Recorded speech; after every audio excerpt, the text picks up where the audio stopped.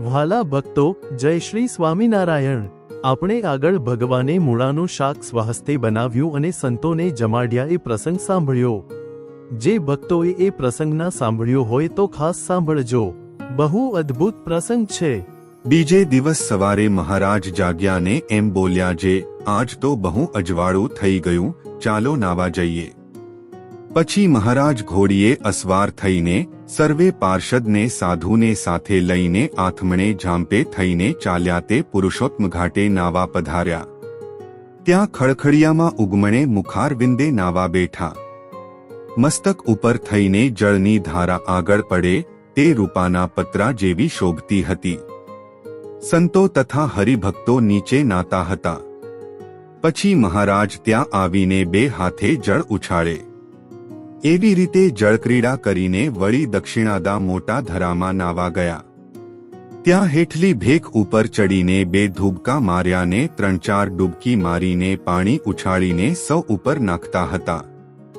આવી રીતે સંતો ભક્તોને આનંદ પમાડી પછી બહાર નિસરી કાંઠે ઊભા રહ્યા। પછી શરીર લૂહીને શ્વેત ખેસ પહેર્યો ને એક શ્વેત ખેસ ઓઢ્યો ને શ્વેત પાઘ મસ્તકે બાંધી।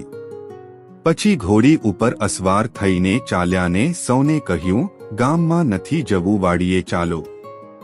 પછી મહારાજ લક્ષ્મીવાડીમાં આવ્યા ને ઓટા ઉપર ઉગમણે મુખારબિંદે વિરાજમાન થયા। આગળ સૌ સંતો ભક્તોની સભા ભરાઈને બેઠી।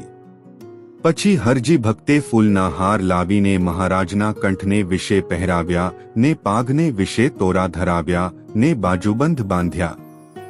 એવી સુંદર શોભાએ યુક્ત મહારાજ વાતો કરવા માંડ્યા। આ બાજુ દરબારમાં જીવુબાને લાડુબાને થયું કે મહારાજ કાલ સવારે અહીંથી દૂધપાન કરીને વાડીએ પધાર્યા છે ને બપોરે તથા સાંજે જમવા પણ આવ્યા નથી ને આજે દૂધપાન કરવાની વખત થઈ તો પણ આવ્યા નહીં।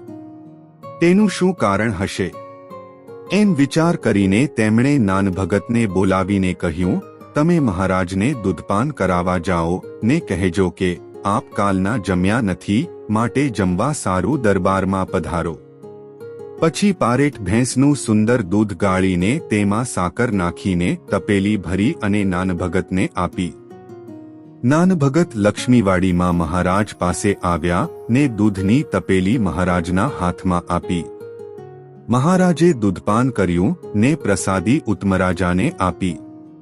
પછી નાનભક્તે મહારાજને કહ્યું, મોટી બાએ અને લાડુબાએ કહ્યું છે કે મહારાજ કાલના જમ્યા નથી, માટે દરબારમાં જમવા પધારે।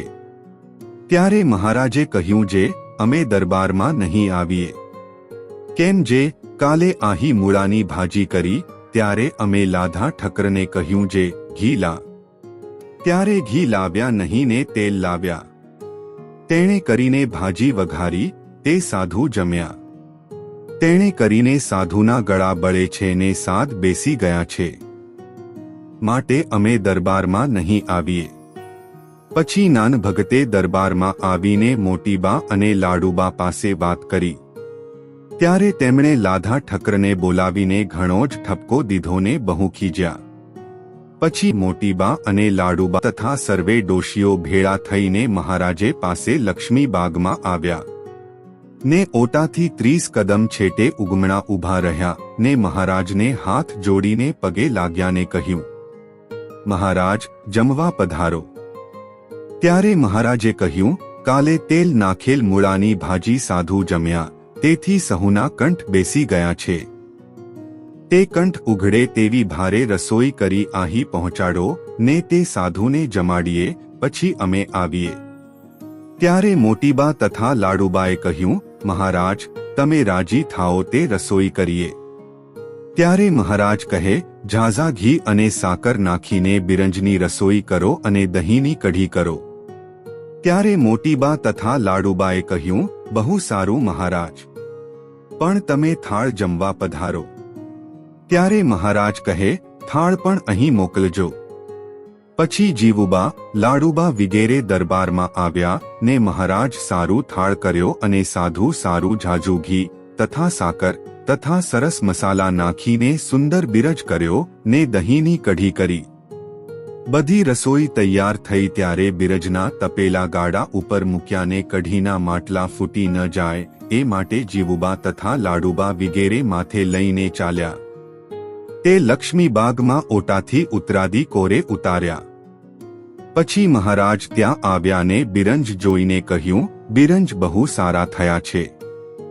પછી કઢી મહારાજે આંગળી બોળીને ચાખી જોઈને કહ્યું, જે કઢી પણ બહુ સરસ થઈ છે. એમ કહીને મહારાજ બહુ રાજી થયાને હાથ ધોઈને ઓટા ઉપર બિરાજ્યા. પછી ભગુજીને કહ્યું, વાડીમાં ઠામ હોય તે લાવો. ત્યારે ભગુજી વાડીમાં જોઈ આવ્યાને કહ્યું, જે ઠામ નથી. ત્યારે મહારાજ કહે, ગામમાં જઈ કુંભારને ઘરેથી રામપત્તર લાવો. પછી ભગુજી ગામમાં ગયા ને 5-7 ઘરે ફર્યા પણ ક્યાંય રામપત્તર મળ્યા નહીં. એક કુંભારે કહ્યું કે કાથરોટો છે, તે જોઈએ તો લઈ જાઓ. પછી ભગુજી એક કાથરોટ લઈ મહારાજ પાસે આવ્યા ને કહ્યું કે રામપત્તર તો મળતા નથી ને આવી કાળી કાથરોટો છે, તે કહો તો લાવીએ. ત્યારે મહારાજ કહે, લાવો. પછી ભગુજી વિગેરે પાડા ગયા તે કાથરોટ્યો લઈ આવ્યા. તે જોઈને મહારાજ રાજી થયા. પછી કાથરોટો ધોવરાવીને મહારાજે કહ્યું, પંક્તિ થાવ. એથી સર્વે સાધુની પંક્તિ થઈ. પછી મહારાજ પીરસવા ઉઠ્યાને કાથરોટમાં બિરંજ નાખ્યો. પછી કહ્યું, હવે કઢી શેમાં આપશું?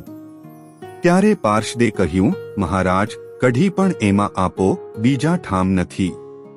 ત્યારે મહારાજે 2 કાંઠે કઢી નાખીને વચમાં બિરંજ નાખ્યો. પછી કહે, 2 જણ ભેળા જમવા બેસો. એમ કહીને પીરસવા મંડ્યાને એક કાથરોટમાં વચમાં બિરંજ નાખતા જાય ને 2 પડખે કઢીના 2 ડંકા નાખતા જાય. એવી રીતે પંગતમાં 2-3 વાર ફરીને સાધુને સારી પેઠે જમાડ્યા. એવી રીતે લક્ષ્મીબાગમાં મહારાજે આવી સુંદર લીલા કરી. જય સ્વામિનારાયણ દયાળુ. આપને આ વિડિયો પસંદ આવ્યો હોય તો અમારી ચેનલને સબસ્ક્રાઇબ કરો, લાઇક કરો અને દરેક સત્સંગીઓને શેર કરો.